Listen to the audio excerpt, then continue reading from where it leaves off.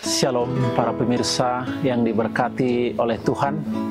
Kiranya berkat dan kasih karunia Tuhan selalu kita rasakan dalam kehidupan kita.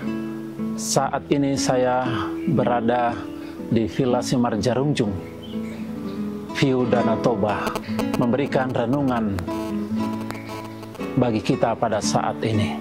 Saudara dikasihi Tuhan, kita rindu ke sorga. Karena di dunia ini adalah tempat kita sementara. Paling kuat umur kita berapa tahun? Alkitab katakan Pemazmur 90 ayat 10, 70 tahun. Kalau sampai 80 tahun, itu adalah berkatlah, kasih karunia Tuhanlah itu. Bahkan lebih daripada itu adalah kesusahan. Saudara yang dikasihi Tuhan, oleh karena dunia ini sudah jatuh ke dalam dosa, maka kita sering hidup dalam penderitaan dan kesusahan, duka cita, air mata, pergumulan yang kita hadapi. Selain kasihi Tuhan, Tuhan menjanjikan satu tempat yang indah, hidup kekal, yaitu di sorga. Tidak ada kematian, tidak ada lagi sakit penyakit, tidak lagi penderitaan, tidak lagi air mata atau tangisan di sana, tidak ada lagi dosa. Kita hidup berbahagia, kita hidup kekal di sana. Itulah harapan, itulah kerinduan, itulah pengharapan, dan itulah janji Tuhan kepada kita. Saudara dikasihi Tuhan, yang menjadi pertanyaan, sifat-sifat bagaimanakah yang tidak bisa masuk dalam kerajaan sorga? Saudaraku, mari kita baca Alkitab 1 Korintus 6 ayat 9, 10, dan 11. Begini bunyi firman Tuhan. Atau tidak tahukah kamu bahwa orang-orang yang tidak adil tidak akan mendapat bagian dalam kerajaan Allah? Di ayat 10 dikatakan, jangan sesat orang cabul, penyembah berhala, orang berzinah, orang pemburit, pencuri, orang kikir, pemabuk, pemfitnah, dan penipu tidak akan mendapat bagian dalam kerajaan Allah. Saudara yang dikasihi Tuhan, itu adalah sifat alamiah kehidupan manusia yang berdosa, kehidupan daging, bukan kehidupan oleh karena hidup di dalam roh. Saudara yang dikasihi Tuhan, dengan kata lain, kita tidak layak masuk dalam kerajaan surga. Karena kita semua orang berdosa. Saya berdosa, pemirsa, semua kita berdosa.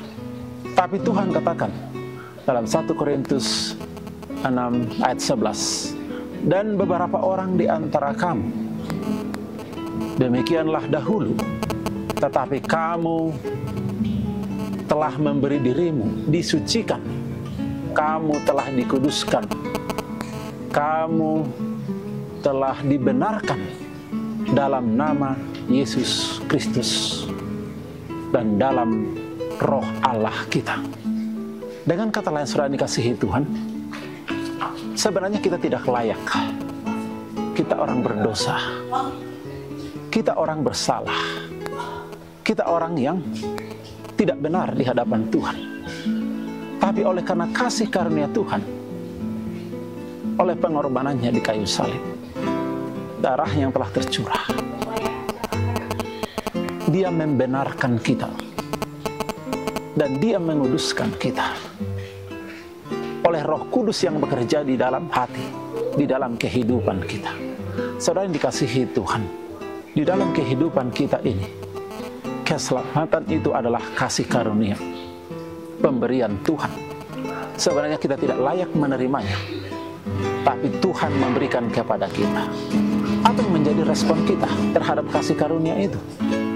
Saudara yang dikasihi Tuhan, Tuhan terlebih dahulu mengasihi kita. Maka respon kita, kita harus mengasihi Tuhan. Bagaimana kita mengasihi Tuhan? Yohanes mengatakan, jikalau engkau mengasihi aku, turutilah perintah-perintahku. Kita harus menuruti perintah-perintah Tuhan. 10 hukum Tuhan yang berisi kasih.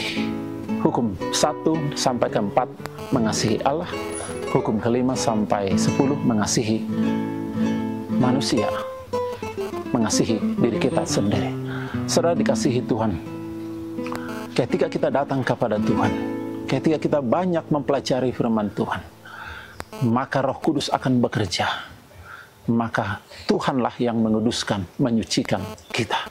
Dari waktu ke waktu, Roh Kudus bekerja menuntun kita, memperbaharui hidup kita dari hari ke hari, sehingga kita tidak menyukai perbuatan dosa lagi, tapi kita lebih menyukai, menyenangi, menuruti kehendak Allah, menuruti perintah-perintah Allah. Saudara dikasihi Tuhan, mari kita tinggalkan perbuatan-perbuatan yang tidak berkenan di hadapan Tuhan. Kalau kita mau ke surga, pemirsa yang diberkati oleh Tuhan, jangan lakukan sifat-sifat perbuatan tadi yang tidak boleh masuk surga. Oleh karena itu, dengan pertolongan Tuhan, kita bisa bertumbuh dari hari ke hari. Kita boleh hidup berubah, hidup berkenan di hadapan Tuhan, hanya dengan kuasa Roh Kudus. Mari buka hati kita. Mari kita serahkan hidup kita. Pelajari firman Tuhan. Turuti firman-Nya. Hidup dah di dalam kekudusan. Kiranya Tuhan memberkati kita. Amin.